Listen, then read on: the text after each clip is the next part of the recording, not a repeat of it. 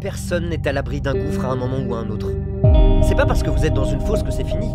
Vous restez debout. Quelle que soit l'agitation de la mer, vous restez debout. Quoi qu'il arrive, tu n'abandonnes pas. Parce que je dois continuer à avancer.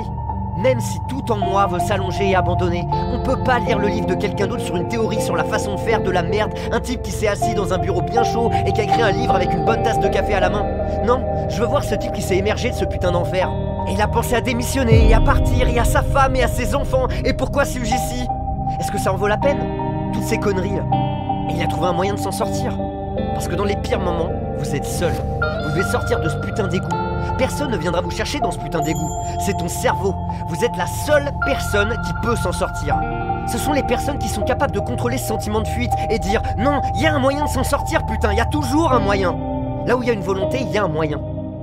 Pour chaque situation à laquelle vous êtes confronté, il y a une stratégie qui te permettra de t'en sortir. La seule chose qui vous rendra heureux, c'est de faire un pas en avant. C'est d'élever le niveau.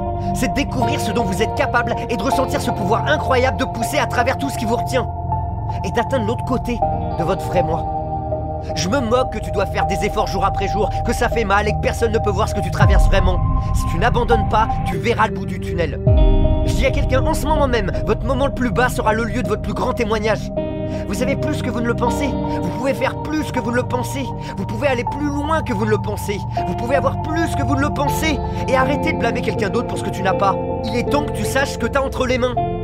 Si tu prends une minute et que tu regardes ta vie à chaque fois que tu es sur le point d'entrer sur un nouveau territoire, l'enfer se déchaîne et envoie une tempête pour t'empêcher d'y arriver. La situation à laquelle tu fais face en ce moment même se réalisera.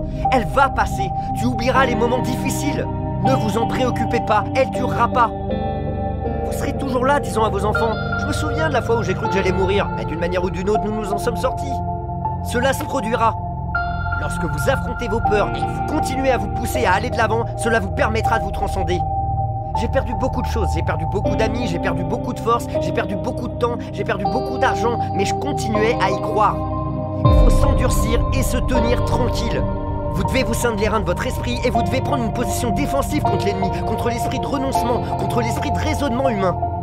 Tu dois te tenir là, protéger et préserver votre cœur et ces choses à naître qui sont à l'intérieur de ton esprit. Tu dois te battre pour les protéger.